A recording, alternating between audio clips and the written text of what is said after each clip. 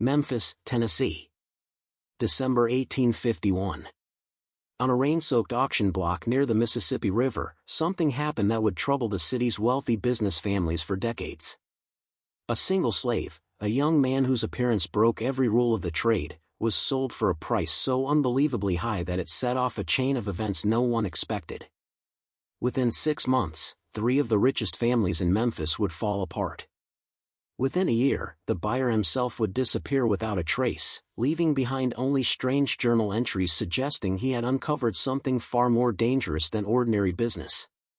Newspaper records from that time contain odd gaps, entire weeks missing, as if someone carefully removed all signs of what truly happened. Why was this particular slave so valuable that men were willing to risk everything to own him?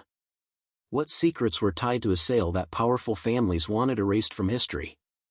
Before we continue with the story of what people later whispered about as the Memphis Enigma, make sure you're subscribed to this channel and hit the notification bell, because what you're about to hear will challenge everything you think you know about the antebellum South. And drop a comment telling us what state or city you're listening from. The truth behind this mystery does not start with the auction itself, but with the events that brought this young man to Memphis in the first place. The spring of 1851 found Memphis in a surge of trade and excitement. The city had just passed Louisville in cotton exports, and its position along the Mississippi made it the center of the slave trade in the Western Territories. Auction houses lined Front Street like monuments of wealth, their white columns shining in the southern sun, their halls echoing with steady price calls and the footsteps of human cargo. Among the city's elite, 3 families controlled the business scene. The Harrington family owned the largest cotton warehouses by the river. Edmund Harrington, the head of the family and a former Virginia aristocrat, built his wealth through careful marriages and harsh business tactics that left many rivals ruined. His son Charles, the family's public representative, was a handsome 32-year-old who carried himself with effortless pride, every gesture reminding others of their lower place.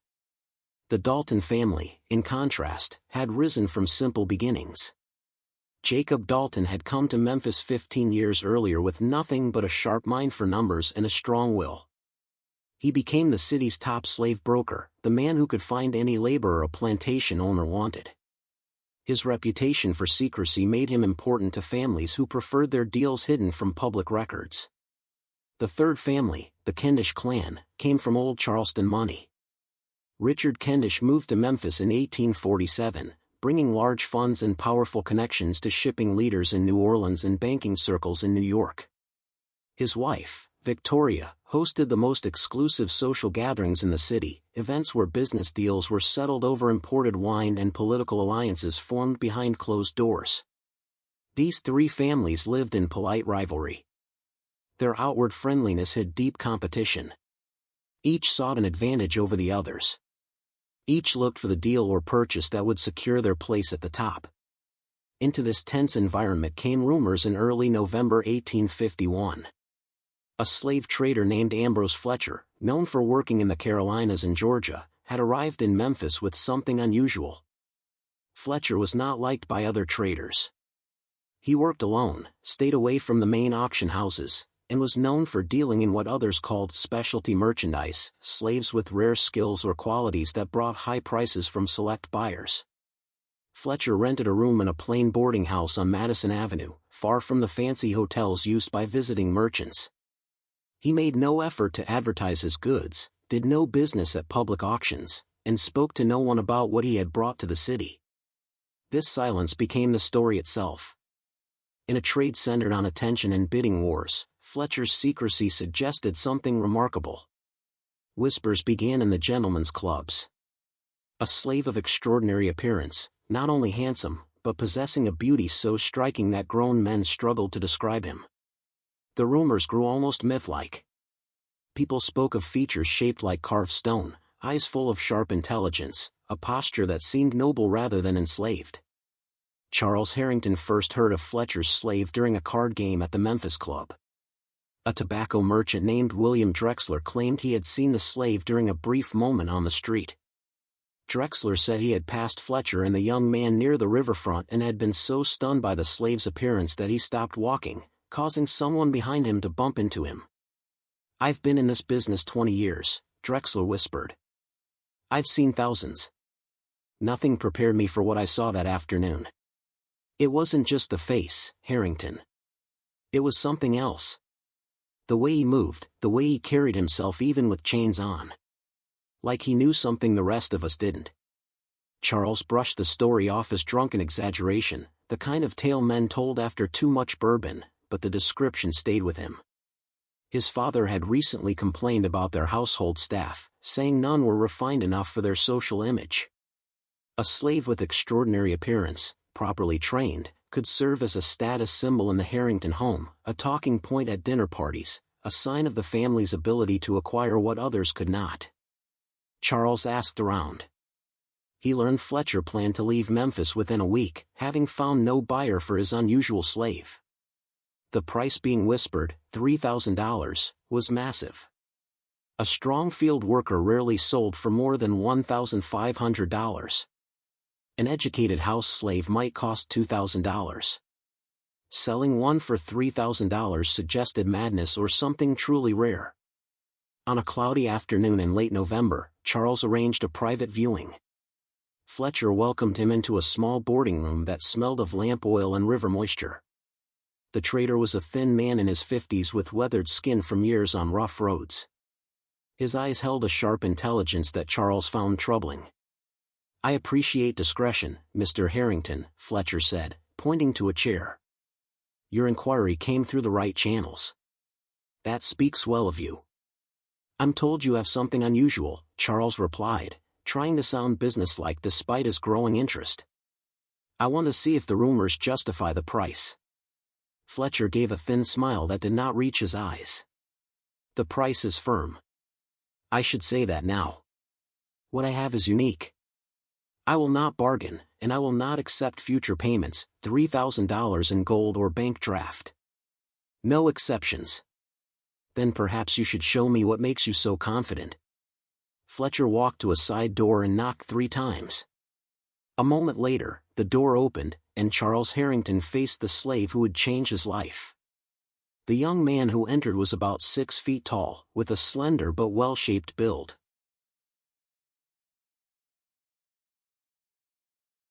His skin had the warm color of honey touched by sunlight, suggesting mixed heritage. That was common in the slave trade, but the specific mix of features here created something Charles had never seen before. His face had a perfect balance, almost mathematical, with high cheekbones, a strong jaw, and eyes of a rare gray-green that seemed to change in the lamplight. But it wasn't just physical beauty. The young man moved with a smooth, graceful confidence that suggested learning, training, and a life very different from the harsh world most slaves came from. He wore simple clothes, cotton trousers and a white shirt, clean but well-worn. Charles noticed there were no chains and no marks of restraint. The young man stood quietly, his hands loosely clasped, his eyes on the floor in the expected posture of submission. Yet something about his posture showed the submission was acted, not real, a role he was performing.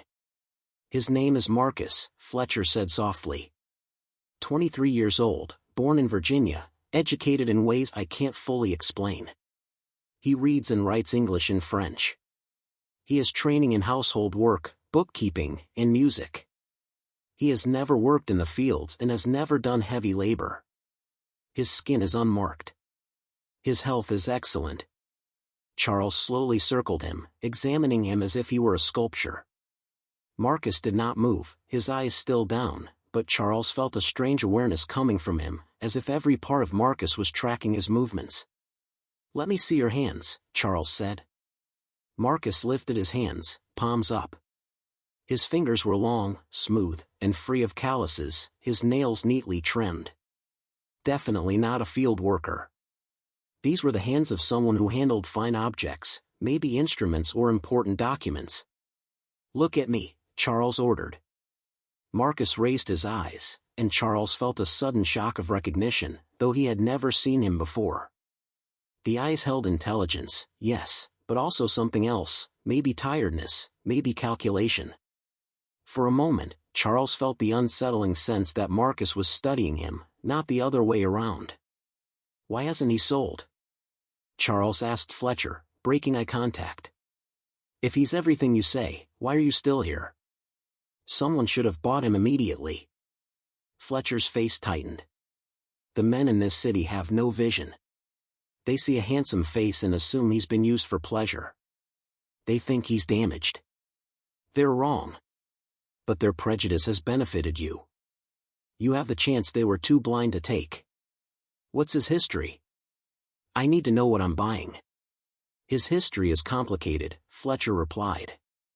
He was raised in a home that valued education and served as a personal secretary for years. The family fell into financial trouble and had to sell assets. I bought him legally, with proper papers. Everything is in order. Something in Fletcher's voice hinted that he was hiding details. Charles considered pressing him, but his mind was already moving ahead. The Dalton family had recently bought twin house slaves who served as curiosities at dinners. The Kendish family had a slave who played piano at their salons. But this was something completely different. A male slave with such beauty and refinement would make Charles the talk of Memphis society. I need documentation, Charles said. Proof of ownership, transfer papers, everything required by law. Of course, Fletcher replied. Everything is ready. The question is whether you're ready to meet my price. Charles studied Marcus again. The young man's eyes were back on the floor, his posture unchanged. Yet Charles sensed a tension in him, as if he were a coiled spring waiting to be released. What thoughts moved behind those strange eyes? What did he think of being inspected like livestock? These questions surprised Charles. He had bought and sold many slaves and had never once wondered about their inner lives. $3,000, Charles said at last. I'll bring a bank draft. We'll finish the deal tomorrow at my attorney's office. Fletcher nodded, clearly pleased. Tomorrow at 2. Bring the draft, and I'll bring the papers. Mr. Harrington, you've made an excellent choice. Marcus will serve you well. As Charles left the boarding house, he felt a mix of excitement and unease. He had just made the largest single purchase of his life without consulting his father. Edmund Harrington would be furious at first, but once he saw Marcus, once he understood the social advantage, his anger would turn to approval. Charles was sure of it. What Charles did not know, as he walked through the darkening streets of Memphis, was that he had just set in motion events that would destroy not only his own family, but 2 others. The slave he had agreed to buy carried a mystery far more dangerous than beauty. The transfer of ownership happened exactly as planned. Charles arrived at his lawyer's office with a $3,000 bank draft from the Memphis Trust Bank. Fletcher brought paperwork that looked completely proper, a bill of sale from a Virginia estate, transfer papers, and a letter describing Marcus's skills and character, signed by a Mrs. Eleanor Stratton of Richmond. The lawyer, a careful man named Horace Pembroke, reviewed everything slowly. He had handled slave sales for the Harringtons for years and valued accuracy. Even he seemed uneasy under Fletcher's sharp stare as he checked the papers. Everything seems in order, Pembroke said at last. The history is clear. The documents are legally correct. Mr. Harrington, once you sign here, Marcus becomes your property. Charles signed without hesitation. Fletcher signed as well. Money and papers were exchanged. Marcus, who stood silently the entire time, showed no reaction at all. His face stayed neutral, his eyes fixed ahead, his breathing calm. One piece of advice, Fletcher said as he prepared to leave. Marcus needs careful handling. He's not like other slaves. Treat him badly, and he'll be difficult. Treat him with some respect, not as an equal, but acknowledge his abilities, and he'll surpass your expectations. I know how to manage my property, Charles answered stiffly. I'm sure you do, Fletcher said, tipping his hat before leaving. He boarded a riverboat to New Orleans that same afternoon. He would never return to Memphis, and attempts to reach him later all failed. Ambrose Fletcher simply disappeared from the slave trade entirely. Charles brought Marcus to the Harrington estate that evening. The mansion on Union Avenue was a grand Greek Revival house with 6 tall columns supporting a wide front porch. The home was designed to impress, to show the family's wealth before guests even stepped inside. Edmund Harrington had filled it with expensive furniture, imported carpets, French chandeliers, and handcrafted pieces from Philadelphia. Edmund's reaction to Marcus was even stronger than Charles expected. He had been ready to scold his son for spending so much without permission, but when Marcus stood before him in the main parlor, his anger turned to shock. Edmund walked around the young man just as Charles had done, his expression shifting from anger to fascination to uneasy wonder. "Extraordinary," Edmund murmured. "Charles, you may have actually shown business sense for the first time in your life. I've never seen anything like this." Charles felt a wave of pride. "I thought he could serve as your personal secretary," he said. "Handle your letters, manage your schedule, serve at dinner parties. Imagine the impression he'll make on our guests." "Indeed." Edmund turned to Marcus. "Can you read complex documents, legal papers, financial statements?" "Yes, sir," Marcus answered, his voice smooth and surprisingly strong. "I have handled such materials many times in my previous service. We will put that to the test tomorrow. Charles, place him in the East Wing, in the room next to my study. I want him close." The choice to place Marcus so near the family's private room shocked the household staff. The Harringtons employed 16 slaves, kitchen workers, field hands for their land outside the city, house servants, and a coachman. All lived either in the basement or in buildings behind the house. Giving this newcomer a room in the East Wing, only steps from Edmund's study and down the hall from Charles's bedroom, showed a level of status none of the others had ever seen. The head housekeeper, an older woman named Bess who had served the family for 20 years, spoke to Charles that evening. "It ain't right," she said plainly. "Putting him up there with the family. The others are already talking. They don't know what to make of him." "He's not like the others," Charles replied. "He's educated, refined. Father wants him close for business reasons." Bess shook her head but stayed quiet. She had learned long ago that arguing with the Harringtons led nowhere. Marcus adjusted to the household with surprising speed. Within days, he had mastered Edmund's schedule, sorted years of messy letters, and showed an ability to anticipate needs before anyone spoke them. He moved through the house with quiet grace, always present when needed but never in the way. At dinner parties, he served with such smoothness that other servants looked awkward beside him, and guests always commented on his appearance. "Where did you find him?" Mrs. Sarah Dalton asked at a dinner party 2 weeks after Marcus arrived. She had barely taken her eyes off him since entering the house. "He's absolutely magnificent." "A fortunate purchase," Edmund replied, pleased by her reaction. "One must know where to look for quality." Across the table, Victoria Kendish studied Marcus with narrowed eyes. "He seems almost too refined for bondage," she said. "With the right clothes, one might mistake him for a gentleman." "Appearances can be trained," Edmund said smoothly. "Education and discipline can create remarkable results when applied to the right person." But secretly, Edmund shared some of Victoria's concern. Marcus's refinement did not seem taught, it seemed natural.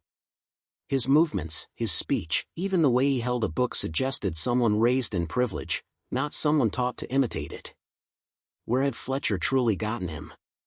Who was Mrs. Eleanor Stratton of Richmond? And why would such a woman have owned a slave like Marcus? Edmund quietly started asking around. He wrote to contacts in Richmond asking about the Stratton family and any recent slave sales. The responses, when they came weeks later, only deepened the mystery. No one had ever heard of a Mrs. Eleanor Stratton. The signature on Marcus's papers looked real, the handwriting matched across several documents, but the woman herself did not exist in the city's records. Meanwhile, Charles felt himself more and more drawn to Marcus, in a way that bothered him. It wasn't only Marcus's appearance, even though it startled him every time. It was the sharp intelligence behind those gray-green eyes.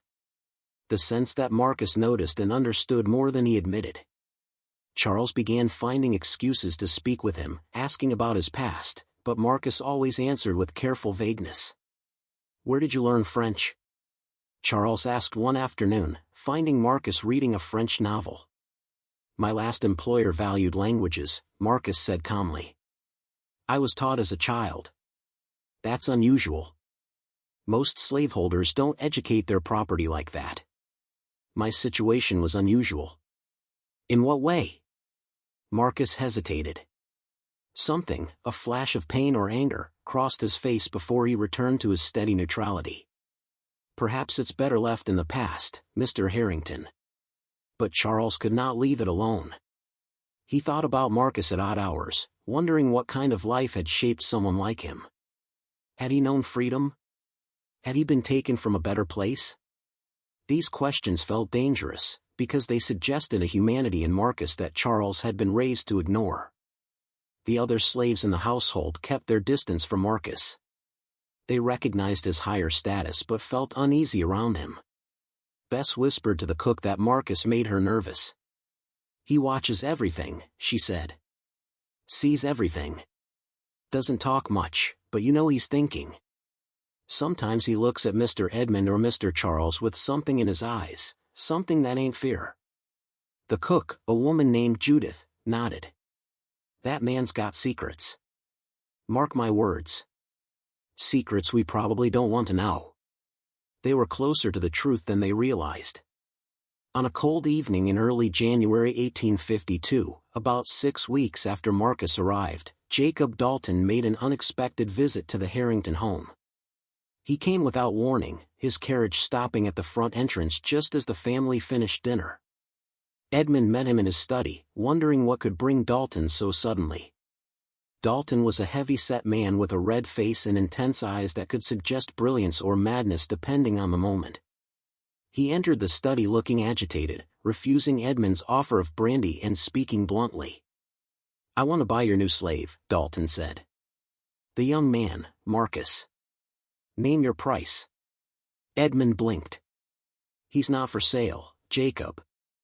I only just bought him. I'll give you $5,000, Dalton said immediately. That's almost twice what you paid. How do you even know what I paid? Dalton waved his hand. I make it my business to know these things. 5,000, Edmund. Think about it. A massive profit in 6 weeks. The answer is no, Edmund said. Marcus is invaluable to my business. He is worth more to me than 5,000. Dalton's face reddened further. 6,000. My final offer. Jacob, even if I wanted to sell, which I don't, why would you pay such a ridiculous price? What use could he possibly have for you? Dalton stared at Edmund for a long moment. Then he spoke quietly. You don't understand what you have in your house, do you? You think he's just a handsome slave with some education. But there's something else about him. Something that could be valuable in the right situations. What are you talking about? I've looked into the man who sold him to you, Ambrose Fletcher. Do you know what Fletcher specialized in, Edmund? He didn't deal in field workers or even educated house slaves. He dealt in slaves with very specific qualities sold to very specific buyers. Private collectors, you might say. People willing to pay enormous sums for extraordinary merchandise. A cold feeling went through Edmund. What are you implying?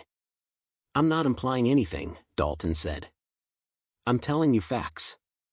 Fletcher left Memphis right after your purchase. No forwarding address, no information, nothing. That's suspicious, isn't it? And the papers he gave you, have you truly checked them? Actually traced them to their source? My attorney looked them over. Papers can be forged. Signatures copied. I would wager that if you investigate deeply, you'll find inconsistencies, questions with no answers. Edmund's worry grew. Even if that's true, it doesn't explain your interest in Marcus. What do you know that I don't? Dalton leaned forward, lowering his voice to a whisper. 3 days ago, Richard Kendish came to me with an offer, Dalton said. He asked if I could arrange to steal Marcus from your house. He offered me $2,000 just to help with the theft, and another $3,000 once the slave was safely in his possession. I refused, of course. I'm a businessman, not a thief. But it tells you something, doesn't it? It shows what Kendish thinks that young man is worth. Edmund leaned back in his chair, his mind racing. Why would Richard want him so badly? That is what I've been trying to figure out, Dalton said. I've asked questions, reached out to my network, and I've learned very interesting things, Edmund. Things that suggest Marcus might not be who Fletcher claimed he was. Explain. There are whispers, nothing confirmed, only rumors, that a certain family in Virginia lost a son about 2 years ago. The son disappeared under strange circumstances. The family said he ran away, but their story had inconsistencies. This young man was educated, refined, and known for his striking appearance. The family refuses to discuss what happened, even with journalists. But here's what makes it truly interesting: the family's name was Thornton. Eleanor Thornton was the mother, not Stratton. Eleanor Thornton. The name sounded so similar that Edmund felt a jolt. Just a few letters changed, Dalton said. Exactly. Now, I can't prove Marcus is the missing Thornton son. I can't even prove such a son existed. The family has hidden information extremely well. But if he is, Edmund, if Marcus is actually a freeborn man who was illegally enslaved, do you understand what that means? Edmund understood instantly. It would mean Marcus's enslavement was illegal, a crime. It would mean Fletcher had kidnapped and trafficked a free man. And it would mean Edmund had unknowingly taken part in that crime by purchasing him. The legal consequences would be ruinous, the social fallout even worse. The Harrington name would be destroyed. This is speculation, Edmund said firmly, though his voice shook. You have no proof. I have enough proof, Dalton said, to make both Richard Kendish and me willing to pay huge sums for Marcus. Enough to make me come here on a cold January night to make you an offer. Think about it, Edmund. $6,000. Take the money. Let me deal with whatever trouble comes from Marcus's past, and you can wash your hands of the whole thing. Edmund studied Dalton closely. The man was an expert negotiator, skilled at reading people and using their fears. Was this elaborate story a trick to get Marcus? Or was there real truth behind the Thornton rumor? I need time to consider this, Edmund said at last. Give me 3 days to look into your claims. If I find evidence supporting what you've said, we'll discuss terms. Dalton stood, clearly unhappy but knowing he had reached his limit. 3 days, Edmund. But be warned, Kendish won't wait forever. If he can't buy Marcus legally, he may try other methods. After Dalton left, Edmund remained alone in his study for a long time, staring into the fire. His thoughts twisted in troubling directions. Finally, he rang for Marcus. The young man arrived within minutes, calm and attentive. You called for me, sir. Edmund looked at him with new eyes, studying him for signs of a hidden identity. Marcus accepted the scrutiny without defiance or fear, just quiet patience. Tell me the truth, Edmund said softly. Who are you really? Not the story Fletcher gave. The real truth.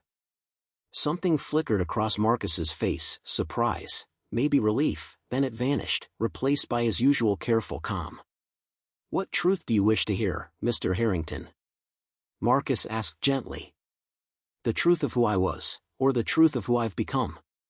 Both. Marcus was silent for a long moment. When he finally spoke, his voice carried a heavy weight, something real at last breaking through. I was born free in Virginia, as Fletcher's papers say. I received an education fit for my station. I had a future.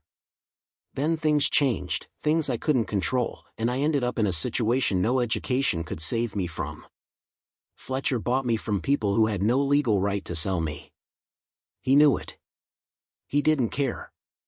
He saw a way to profit from someone else's tragedy. The Thornton family, Edmund said. Marcus's eyes widened slightly.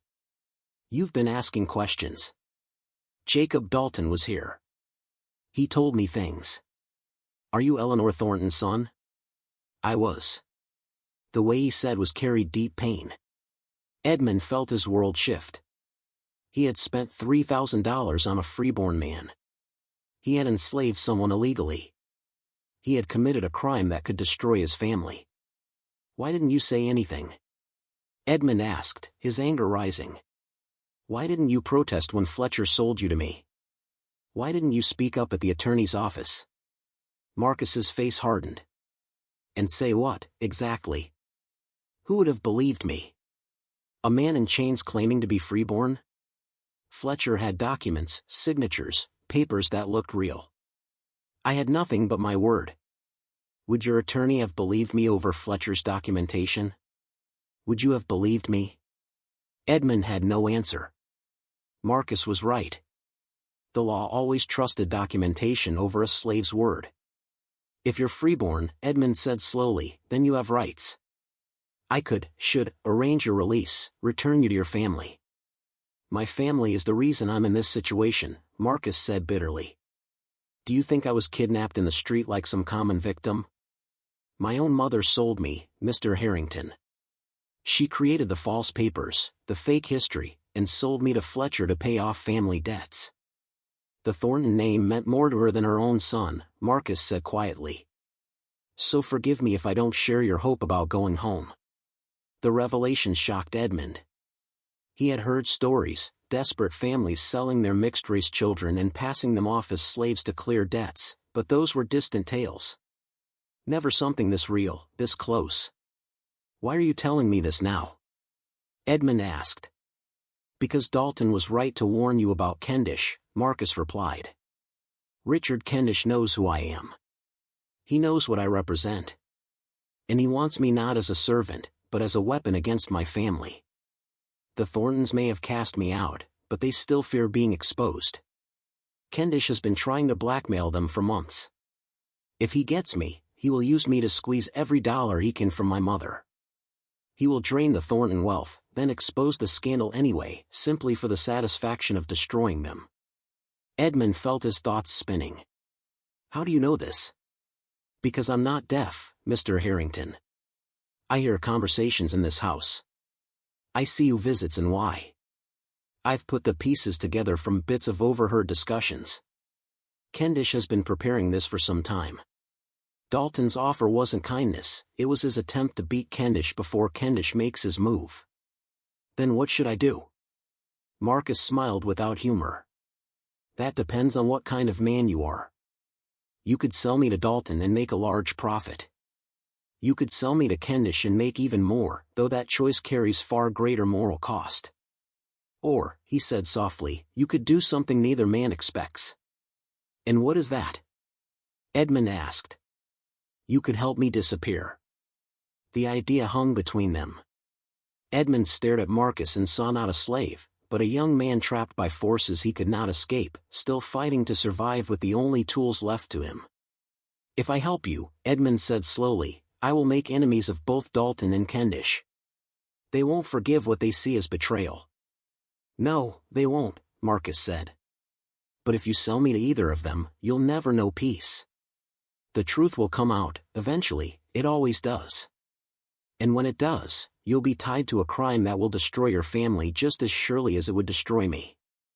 But if I disappear, you can claim ignorance. You can say I ran away.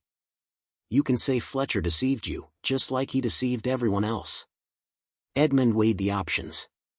Every path held danger. Every choice carried consequences. But Marcus was right, the truth had a way of rising, no matter how deeply buried. Better to act now while he still had some control than wait for ruin to arrive. 3 days, Edmund said at last. That's what I told Dalton. In 3 days, you will disappear. I'll give you money and documents to help you reach the north. In return, you will never contact me.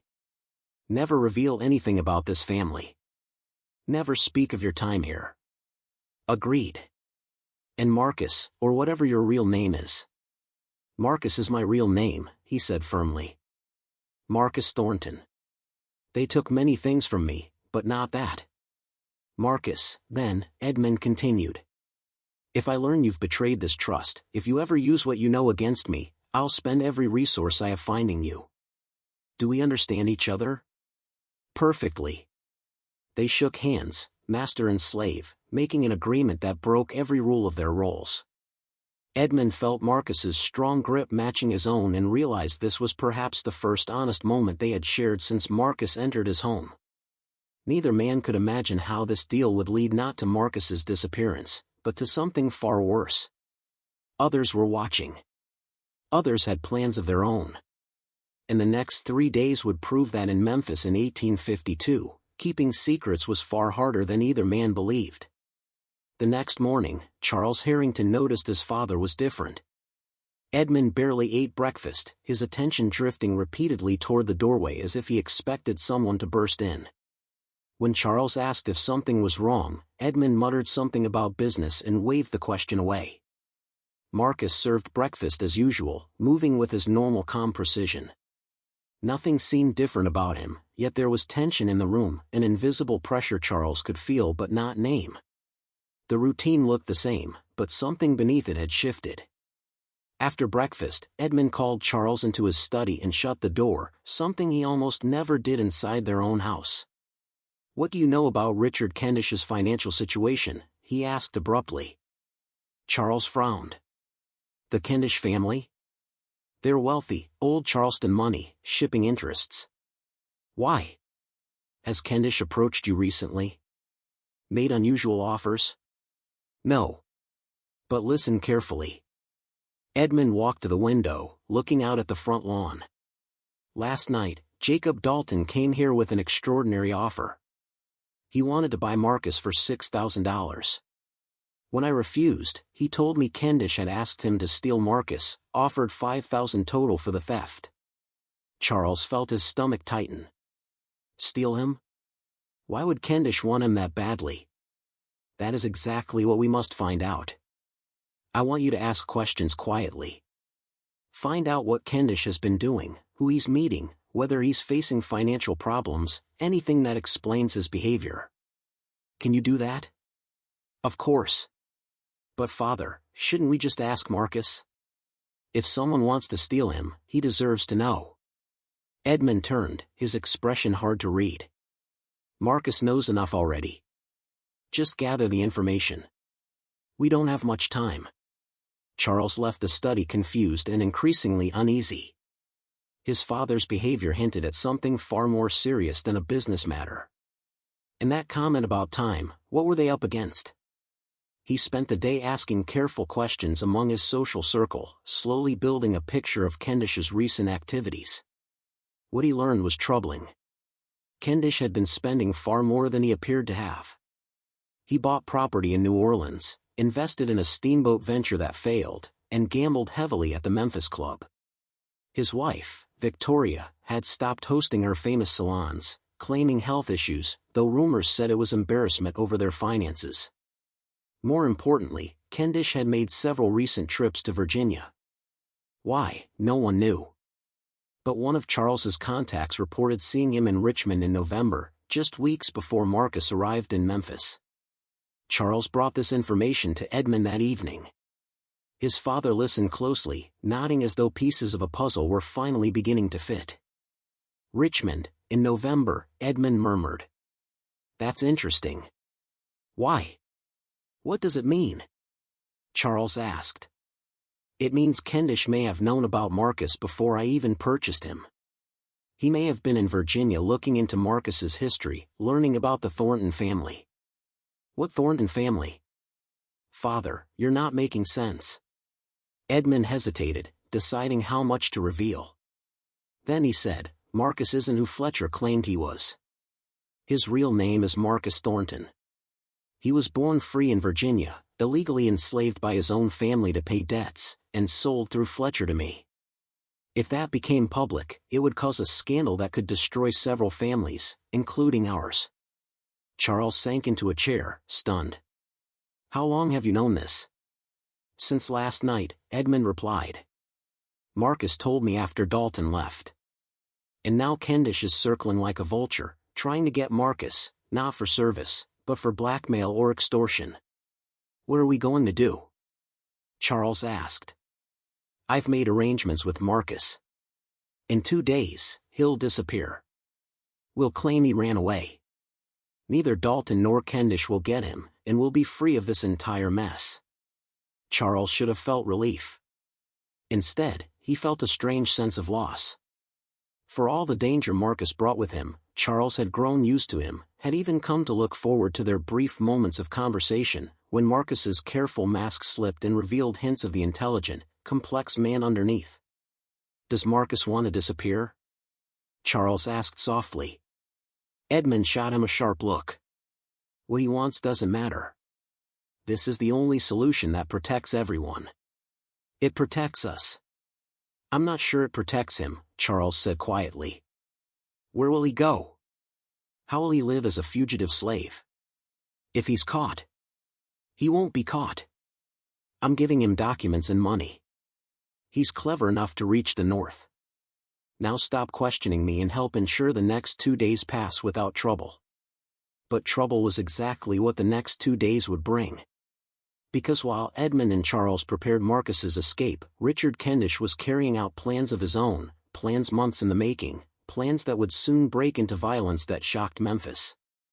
That night, a fire burst out in the Kendish warehouse by the river. Flames consumed the building, destroying nearly $50,000 worth of goods. Kendish had been inside trying to save account books. He escaped alive, but his hands and face were burned. The fire was ruled accidental, blamed on a fallen lamp. But those who knew Kendish whispered other theories. Some said he set the fire himself for insurance money. Others thought angry creditors sent a warning. The truth was darker. The fire was set on purpose, but not by Kendish, and not for money. Someone wanted him distracted, wanted his focus pulled away from Marcus Thornton. Someone who knew that desperate men make mistakes, and mistakes can be used. The next morning, while Kendish lay injured, 3 events struck one after another, shattering the fragile balance Edmund had tried so hard to keep. First, Jacob Dalton's eldest son, Thomas, was found dead in his bedroom. He was only 24. Doctors could find no cause, no wounds, no poison, nothing that explained why a healthy young man simply stopped breathing. Second, Victoria Kendish arrived at the Harrington estate demanding to see Marcus.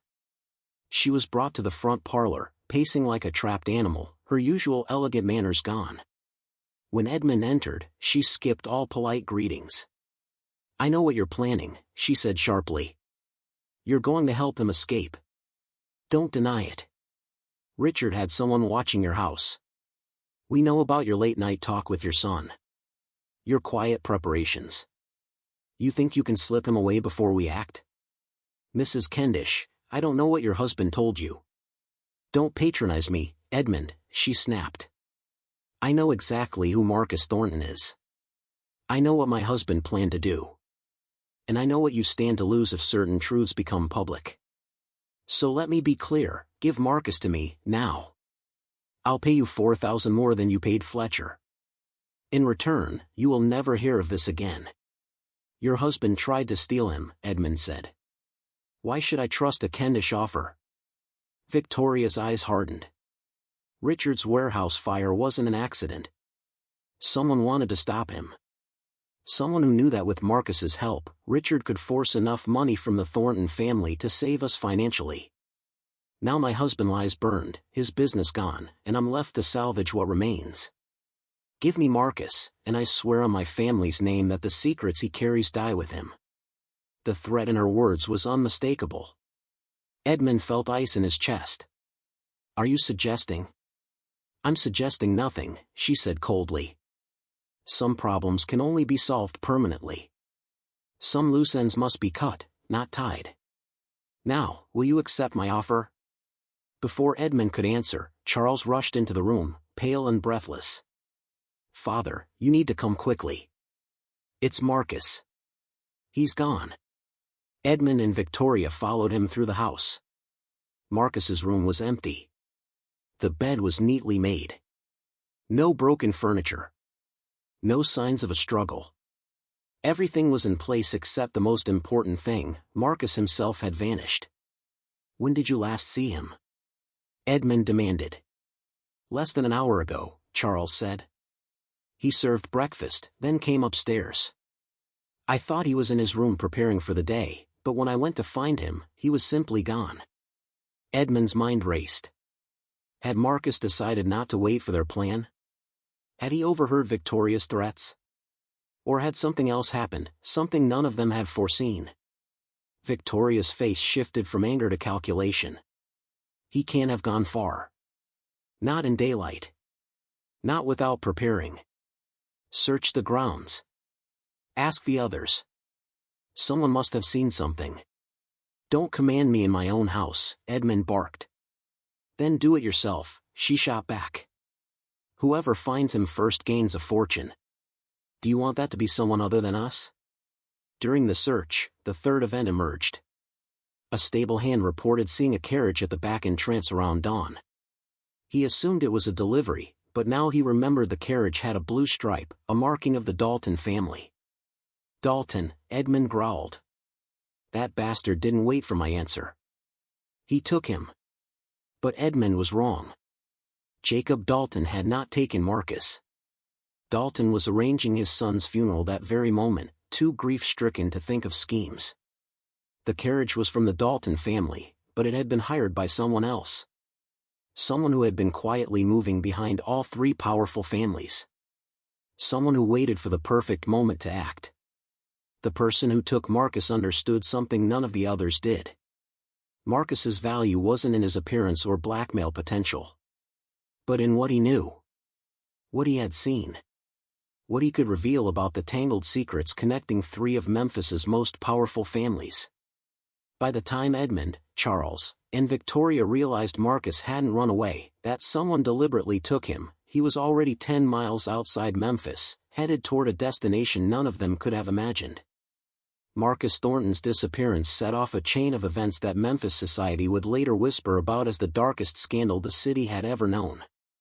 But that understanding would only come later. The implications hit all of them at once. Marcus had not been a passive victim. He had been gathering information inside the Harrington household, watching their business dealings, learning their weaknesses. His quiet obedience, his perfect service, all of it had been an act. A cover. A way to feed information back to his mother. That intelligent bastard, Edmund muttered, sounding half furious and half impressed. He played us from the start. So what do we do now? Charles asked. He had been silent through most of Ketch's report, his face getting paler with each new detail. Now he looked at the older men, desperate for answers. Do we follow her demands? Absolutely not, Kendish snapped. We don't negotiate with extortionists.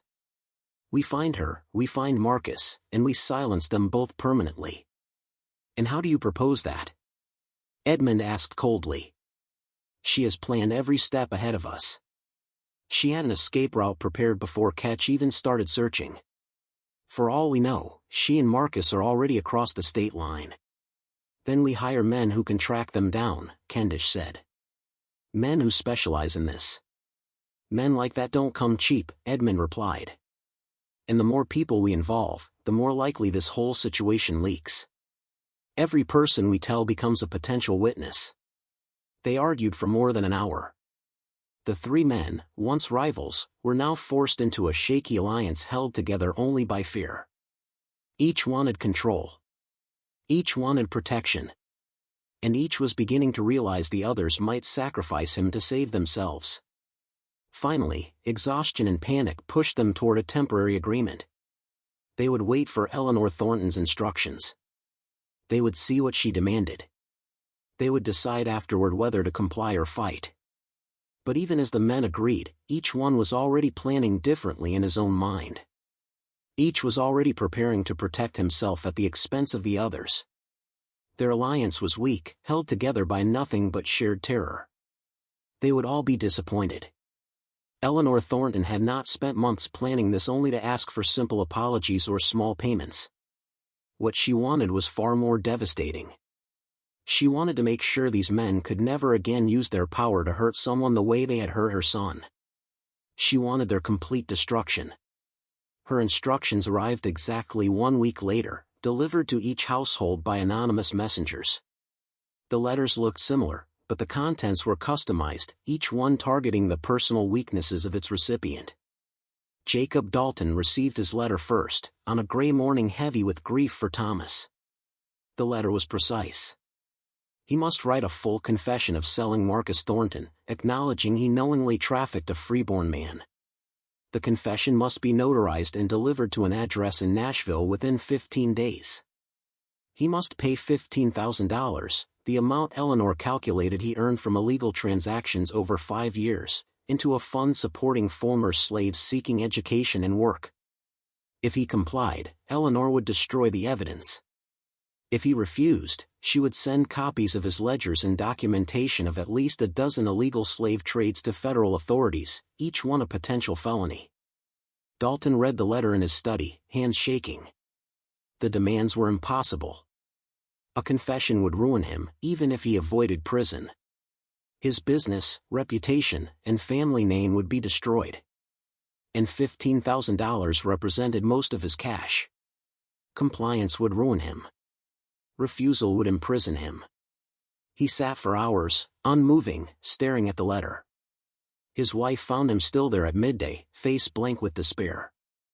Richard Kendish's letter was different but equally devastating. He was ordered to sell all remaining business assets and use the money to open a school for the children of former slaves in Memphis.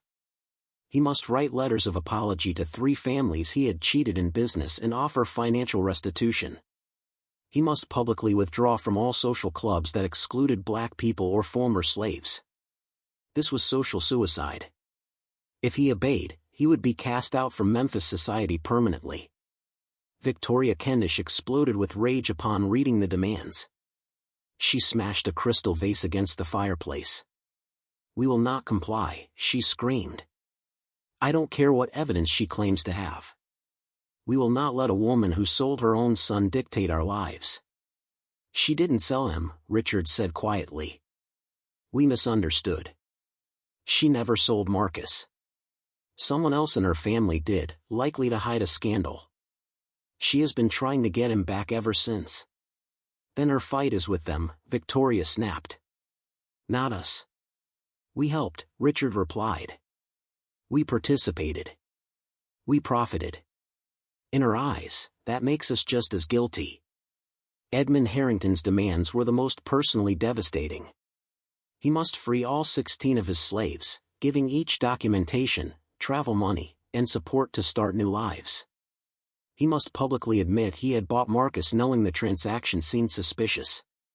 And he must resign from his positions on the boards of 2 Memphis banks and recommend policies against accepting slaves as collateral. Charles found his father in the study that evening, the letter crushed in his hand, tears rolling down his face. Charles had never seen his father cry. "It's over," Edmund whispered.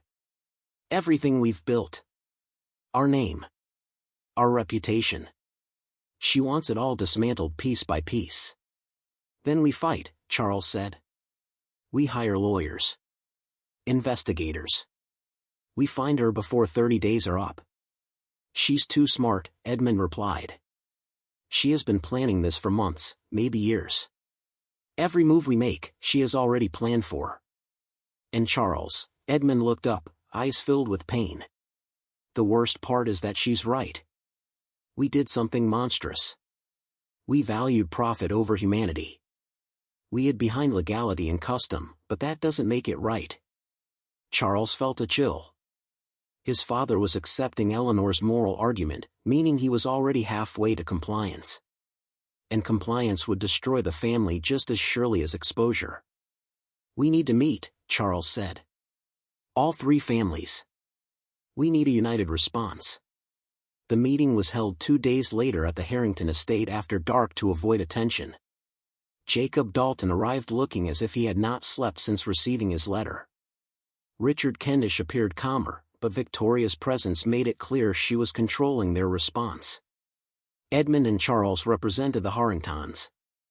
They gathered in Edmund's study, the 5 of them sitting around the fireplace like conspirators, which, Charles realized grimly, was exactly what they were. "We need to find her," Victoria declared, taking control immediately. "Whatever it costs, whatever it takes. This ends when Eleanor Thornton and her son are eliminated as threats." "You're talking about murder," Edmund said flatly. "I'm talking about survival," Victoria corrected. She's given us an impossible choice: destroy ourselves by complying, or be destroyed through exposure. I'm suggesting a third choice: remove her ability to destroy us. And how do you propose we do that? Dalton asked. We don't know where she is. We don't know who's helping her. For all we know, she's already copied her evidence and given it to others. Killing her might only speed up our downfall. Then we find out, Victoria snapped. We hire people who can track her down and discover exactly how prepared she is, before we act. Charles listened in growing horror. They were calmly discussing murder like a business strategy. He had always known his family's wealth rested on morally rotten foundations. That was simply the world they lived in. But this was different. This was planning violence against a woman whose crime was trying to save her own child. There's another option, Charles said suddenly, cutting into Victoria's planning. We could comply with her demands. The other four stared at him as if he'd completely lost his mind. Are you insane? Victoria demanded. Compliance destroys us as surely as exposure. Maybe that's appropriate, Charles said quietly. Maybe we deserve to be destroyed. Charles, Edmund began, but Charles raised a hand. No, listen. Everything Eleanor Thornton accused us of is true. We did help traffic a freeborn man. We did value property over humanity. We did commit crimes for profit. Maybe the right response isn't adding more violence to the pile. Maybe it's accepting responsibility. Noble ideas, Kendish said coldly, but nobility doesn't feed your family or protect your name. The real world demands pragmatism, not moral speeches. The real world is changing, Charles countered. There's growing pressure against slavery in the North. Rising conflict over the Fugitive Slave Act. What happens if abolitionists gain more power in a few years? What happens if slavery itself becomes illegal? All of Eleanor's evidence will still exist. Compliance at least ends the threat. Your son has a point, Dalton said quietly, rubbing his tired eyes. The political climate is shifting. Compliance, terrible as it is, might be the safest long-term option. Absolutely not, Victoria snapped.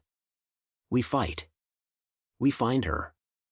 We end this threat permanently. The meeting dissolved into shouting. The fragile alliance shattered. Finally, with nothing resolved, each family left to face Eleanor's demands on their own. Over the next week, each household made its choice. Jacob Dalton, broken by grief over Thomas and unable to face the possibility of prison, began preparing his confession. He liquidated assets, withdrew funds, and started fulfilling Eleanor's conditions. Compliance would ruin him financially and socially, but at least he would remain free. Richard and Victoria Kendish chose the opposite path. They hired investigators, bounty hunters, and violent men familiar with darker work. They spent enormous sums trying to hunt down Eleanor Thornton before the 30-day limit. Edmund and Charles Harrington were caught between these extremes. Edmund leaned toward compliance, shaken morally and spiritually by everything that had happened. Charles, despite his earlier argument, felt torn, seeing both the truth of Eleanor's accusations and the devastating consequences compliance would bring to their family. 12 days remained when everything changed again. Eleanor Thornton had not been idle. She had been watching, observing their reactions, preparing her final move, the one that would decide everyone's fate. On a cold February morning in 1852, with 12 days left until the deadline, Memphis awoke to news that Jacob Dalton had hanged himself in his study. His wife found him at dawn, hanging from a ceiling beam, a note pinned to his chest. The note was short. I cannot live with what I've done. God forgive me for the lives I destroyed in pursuit of profit. Memphis society erupted in speculation and whispers. Dalton had been controversial, yes, but respected. His suicide hinted at disgrace so deep that no one could stop talking about it. What had he done? What sins had finally crushed him? The whispers only intensified 2 days later, when Richard Kendish's body was discovered in a Nashville hotel room. Official reports listed Richard Kendish's cause of death as heart failure, but those who saw his body whispered otherwise. There were strange bruises around his neck, signs of a violent struggle. Nashville authorities called it natural causes. His recent injuries made this explanation convenient, but rumors spread quickly. 2 men dead in days. Both tied to Marcus Thornton. The pattern was impossible to ignore. That left Edmund Harrington the only target still standing. Dalton was dead. Kendish was dead. The alliance that was supposed to protect them had dissolved, leaving Edmund exposed and alone. He made his decision. Using intermediaries and coded messages, Edmund reached out to Eleanor Thornton. He sent word through channels he prayed she was watching, asking for a negotiation, some way to meet her demands without completely destroying his family. To his surprise, she responded within days. A meeting was arranged at a small church outside Memphis, empty during weekdays. Edmund arrived with Charles, both armed, hoping they wouldn't need their weapons. Eleanor Thornton was waiting inside the silent sanctuary. She was in her late 40s, dressed with elegance and carrying herself with the confidence of a woman who had endured much and broken nothing. Marcus stood beside her. Seeing him again stirred a tangle of anger, respect, and regret in Edmund. "Mr. Harrington," Eleanor said. "Thank you for coming. I assume recent events have made you reconsider my demands." "Recent events," Edmund replied carefully, "have eliminated 2 of the 3 men you targeted. Forgive my bluntness, but were you responsible for their deaths?" Eleanor's expression did not change. "Jacob Dalton killed himself rather than face his crimes. His guilt destroyed him faster than I ever could. As for Richard Kendish, men who hire violent criminals sometimes learn those criminals have agendas of their own. I do not mourn him. And now only I remain," Edmund said softly. "Yes," Eleanor replied. "Which brings us to this meeting. You asked to negotiate. So negotiate." Edmund took a deep breath. "Your demands would destroy my family. I'm willing to take responsibility for what I did to Marcus. I'm even willing to pay reparations. But I'm asking you to show mercy to my wife, my son, and those whose livelihoods depend on us. Let me bear the consequences alone." "Innocent lives?" Eleanor's voice sharpened. "Tell me, Mr. Harrington, were you thinking about innocent lives when you bought my son? When you kept him in your home knowing something was wrong with the sale? You ask for mercy only now that you need it. Where was your mercy before?" "I had none," Edmund admitted. "I was wrong. I hid behind legality and profit. I didn't want to examine the ethics. I'm not asking you to forgive me. I'm asking you to let the consequences fall on me, not on those around me." Eleanor studied him a long moment. "Your son," she said finally, "argued for compliance during your meeting with the other families. He suggested accepting responsibility was appropriate. That was unexpected." Charles felt their eyes turn to him. "It seemed like the right thing to say," he murmured. "But did you believe it?" Eleanor asked sharply. "Or were you manipulating your father, playing to his guilt to push the decision you wanted?" The question hit Charles like a physical blow, because it was true. He had been playing both sides. Telling his father compliance was right, while privately hoping for a solution that would not ruin them. "I don't know what I believe anymore," Charles admitted. "I grew up thinking slaves were property, business was morally neutral, and profit justified everything. But watching Marcus these months, seeing his intelligence and humanity, it's forced me to question everything. I don't know if compliance is right or just guilt. I only know what we did to him was wrong, and someone needs to say so." Eleanor's expression softened, just slightly. "That's more honesty than I expected." She turned back to Edmund. "Very well. Here are my revised terms. You will still free your household slaves. You will still give them money and documents to begin new lives. You will still resign from your bank positions.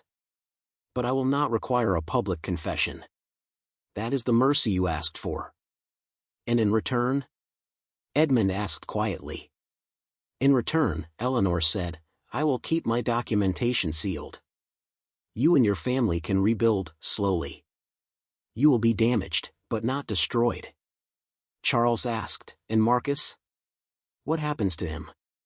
Eleanor looked to her son. Marcus, silent until now, finally spoke. His voice was steady, carrying the weight of everything he had endured. I'm going north, Marcus said. To Boston. My mother has contacts there, people who specialize in helping those like me build new identities. I'll study law. Maybe use what happened to me to fight for others. I'll stop this from happening to someone else. That's admirable, Edmund said quietly. Don't mistake it for forgiveness, Marcus replied, his tone hard. I will never forgive what you did. What any of you did. But I can choose to use my experience for something productive, not to let it destroy me the way guilt destroyed Mr. Dalton. This isn't mercy. It's survival. The four of them stood in the empty church, the weight of everything that had happened pressing down on the silent air. Finally, Edmund nodded. I'll begin freeing the slaves tomorrow. You'll have your compliance within the week, Edmund said. See that you do, Eleanor replied. Because if you fail, Mr. Harrington, I still have my documentation. I can still destroy you. This is mercy, but mercy given only once. Don't make me regret it. They parted ways that afternoon. Eleanor Thornton and Marcus left Memphis, heading north toward new lives and uncertain futures. Edmund and Charles returned home to begin the painful work of tearing down the wealth and status their family had built. The scandal that followed in the next months was serious, but not fatal. The Harringtons freed their slaves, gave them papers and money, and stepped down from several public positions. Rumors spread about financial losses and business troubles, but without solid proof, the gossip faded. Within 2 years, the Harrington name had dimmed. They were no longer elite, just a respectable second-tier family. The Dalton and Cavendish families were not so fortunate. Jacob Dalton's suicide exposed financial problems that led creditors to seize his property. His family scattered, leaving Memphis to escape the shame. Richard Cavendish's mysterious death opened doors to investigations that uncovered illegal business practices. Victoria Cavendish fought desperately to protect their reputation, but she failed. She died in poverty in New Orleans in 1856. As for Marcus Thornton, the historical trail grows faint after 1852. There are hints of a man with his description practicing law in Boston during the 1860s, possibly helping with Underground Railroad operations, but nothing confirmed. Eleanor Thornton died in Philadelphia in 1859. Her obituary listed her as a widow and mother who spent her final years helping freed slaves rebuild their lives. The mystery that shook Memphis eventually faded, becoming just one more forgotten scandal in a city with many secrets. But for those involved, the events of 1851 to 1852 never disappeared. They became lifelong reminders of how quickly power can turn into weakness, how secrets can destroy, and how the chase for profit without conscience can end in ruin. The story of Marcus Thornton and the 3 families who tried to own him reveals something deep about pre-Civil War America. A world where human lives were treated as property. Where beauty and intelligence could be bought.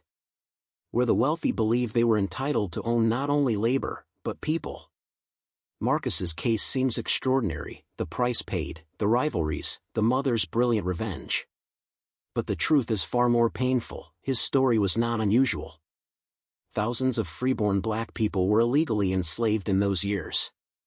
Their paperwork forged. Their protests ignored. Their lives stolen by a system that valued ownership over humanity. What makes Marcus's story different is not that it happened, but that evidence survived. Most victims vanished from history, their stories erased. Eleanor Thornton's files, her letters, her evidence, they may still exist somewhere today. And even if the papers are gone, the pattern she exposed remains painfully familiar. The collision of beauty, power, greed, and conscience. We might not trade slaves today, but we still struggle with questions about who has value, who deserves dignity, and what people are willing to sacrifice for wealth and status. So the impossible mystery of the most extraordinary young man ever sold in Memphis is not just about one person in 1851. It's about all of us, our choices, our values, and the legacies we leave behind. What do you think about this story, the lengths people went to hide their secrets, and the courage it took for others to expose them? Share your thoughts in the comments. And if this historical mystery gripped you, make sure to subscribe and hit the notification bell so you never miss our deep dives into forgotten scandals and hidden truths from America's past. Share this video with someone who loves historical mysteries.